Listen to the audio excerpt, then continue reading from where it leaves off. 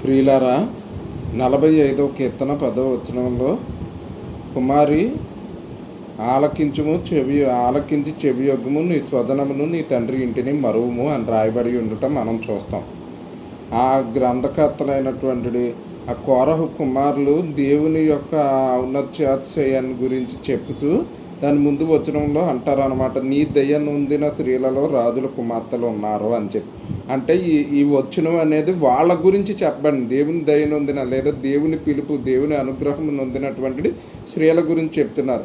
ఇందులోకి రాజకుమార్తెలను మెన్షన్ చేశారు కాబట్టి వాళ్ళు ఏంటో మనకు తెలుసు.